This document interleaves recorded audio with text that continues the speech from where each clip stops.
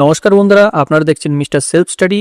আজকের ভিডিওটা অত্যন্ত গুরুত্বপূর্ণ হতে চলেছে, কারণ গত কয়েকদিন ধরে একাধিক প্রশ্ন ঘুরছে মানুষের মধ্যে। লক্ষ্মী ভাণ্ডার পেলে কি ভূমিহীন প্রকল্প অর্থাৎ ভূমিহীন ক্ষেতমজুরে আবেদন করা যাবে? কৃষক বন্ধু পেলে কি আবেদন করা যাবে না? যুবসাথী আর ভূমিহীন প্রকল্প এই দুটোই কি একসাথে করা সম্ভব? বার্ধক্য ভাতা, বিধবা ভাতা বা প্রতিবন্ধী ভাতা পেলে কি সমস্যা হবে? স্বামীর নামে জমি থাকলে স্ত্রী কি আবেদন করতে পারবেন কি পারবেন না? নিজের নামে শুধু বাড়ির জায়গা থাকলে কি ভূমিহীন ধরা হবে? বিদেশে থাকলে পরিবারের কেউ যদি আবেদন করতে পারবে কি? এই প্রশ্নগুলির সঠিক উত্তর না জানার কারণে অনেকেই বিভ্রান্ত হচ্ছেন। কেউ অর্ধেক তথ্য পাচ্ছেন, কেউ গুজব শুনে আবেদন করছেন, পরে সমস্যায় পড়তে হচ্ছে আপনাদের। তাই আজকের এই ভিডিওতে শুধুমাত্র অফিস বা যারা অফিসে কাজ করে তাদের কাছ থেকে যাচাই করা তথ্য আপনাদের সামনে তুলে ধরছি। বিডিও অফিস ও রেজিস্ট্রেশন ক্যাম্পের দায়িত্বপ্রাপ্ত কর্মীদের সঙ্গে কথা বলে এই তথ্য সংগ্রহ করা হয়েছে। ভিডিওটি শেষ পর্যন্ত দেখুন, মাঝখানে কিছু কিছু গুরুত্বপূর্ণ শর্ত আছে যেগুলো না জানলে আপনার আবেদনও কিন্তু বাতিল হতে পারে। প্রথমে আলোচনা করব লক্ষ্মী ভাণ্ডার পেলে কি ভূমিহীন ক্ষেতমজুর আবেদন করা যাবে? তার উত্তর হচ্ছে হ্যাঁ, করা যাবে। তবে বড় শর্ত হচ্ছে আবেদনকারীর নিজের নামে কোনো আবাসযোগ্য জমি বা বাড়ির জমি থাকা চলবে না, সম্পূর্ণ ভূমিহীন হতে হবে। অর্থাৎ নিজের নামে জমি না থাকলে লক্ষ্মীর ভাণ্ডারও আবেদন করা সম্ভব। কৃষক বন্ধু পেলে কি ভূমিহীন আবেদন করা যাবে? না, করা যাবে না, কারণ কৃষক বন্ধু প্রকল্প জমির মালিক কৃষকদের জন্য।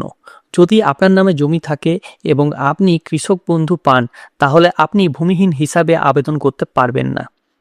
3 নম্বর প্রশ্ন, যুবসাথী ও ভূমিহীন একসাথেই কি আবেদন করা যাবে?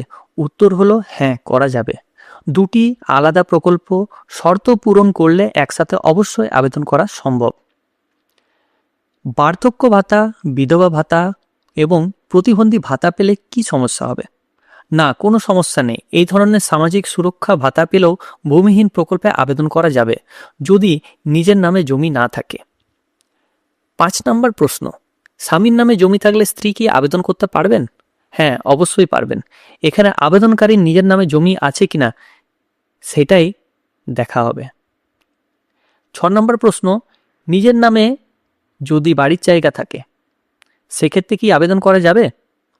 যদি সেটি আবাসযোগ্য জমি হয় তাহলে আবেদন করা সম্ভব নয়, কিন্তু শুধুমাত্র বসতি বাড়ির ক্ষুদ্র জায়গা থাকলে অনেক ক্ষেত্রে তা আলাদাভাবে যাচাই করা হয়।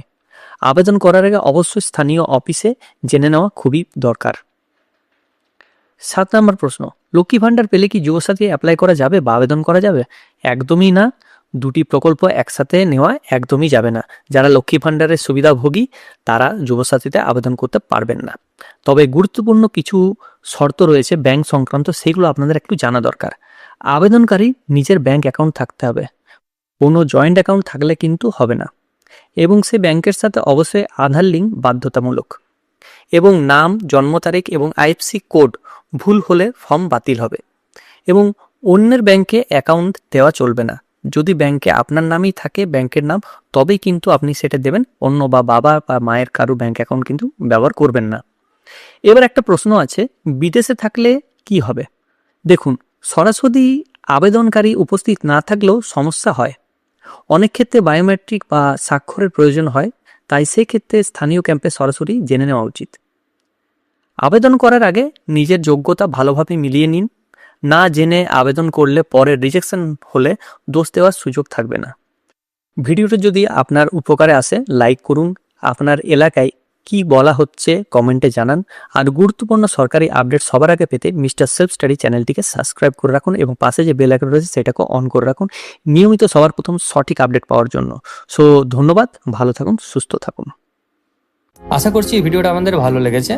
যদি ভালো লেগে থাকে অবশ্যই চ্যানেলটিকে লাইক, কমেন্ট এবং সাবস্ক্রাইব করবেন এবং পাশে যে বেল আইকন রয়েছে সেটাকে ক্লিক করবেন নিয়মিত সবার প্রথম সঠিক আপডেট পাওয়ার জন্য।